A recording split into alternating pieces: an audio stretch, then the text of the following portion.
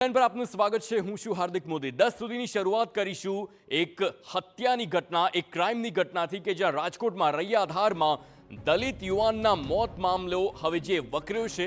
Civil હોસ્પિટલમાં મૃતક યુવકના પરિવારજનોનો હોબાળો જોવા મળ્યો।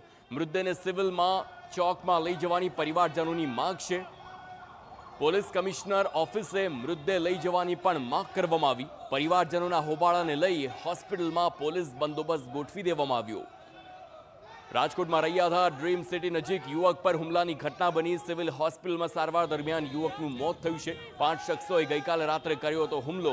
હુમલાખોર શખ્સો યુવકને જબરદસ્તી કારમાં લઈ ગયા હતા। અપહરણ કરી માર માર્યા બાદ યુવકને રસ્તા પર ફેંકી દીધો હતો।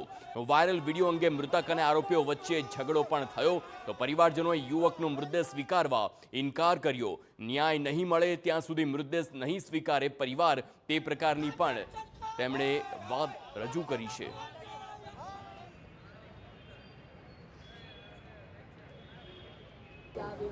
અને અહીંયા આવીને જોયું તો મારા દીકરાને દ્રશ્ય જોવાય એવું નહોતું મારાથી। ભરવાડનો વિડીયો વાયરલ કર્યો એટલા માટે આ બધા એમ કે ભરવાનો વિડીયો બાબત છે અને એ ભરવાનું નામે મેં આપ્યું વટાણા પાછો ભૂલી ગયો હતો હું। કઈ ડકવાલ તો કે ધમકી બમકી આપતા એવું સમાધાને થઈ ગયું, બધા એમ વાત કરે એને આગલી રાતે સમાધાને થઈ ગયું હતું। પછી હું બીના બને એ કંઈ ખબર નથી। કાલે ઘરે હતા ત્યારે હા ઘરે હતા, આ ઘરે જમવા આવતા સમજ્યા અને વાંથી ઘા કાઢી લીધા। કંઈ રેકી થઈ ગઈ હોય તો જ બન્યું હોય ને।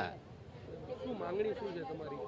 અમારી માંગણી એ છે જ્યાં લગી મને પૂરેપૂરો સંતોષ નહીં મળે, ન્યાય નહીં મળે ત્યાં લગી હું અમારા દીકરા લાશ સ્વીકારે નહીં।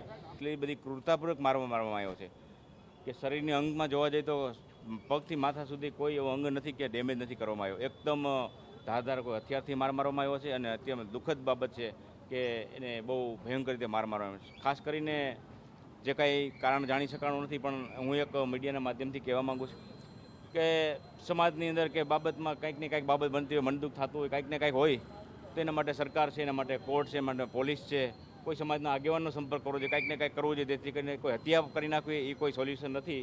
એટલે આવા બનાવ બને તો આ હત્યા એ કોઈ સોલ્યુશન નથી।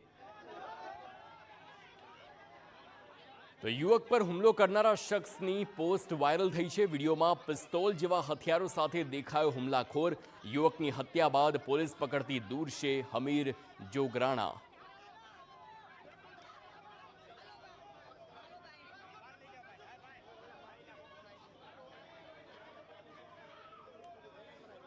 તો આ તરફ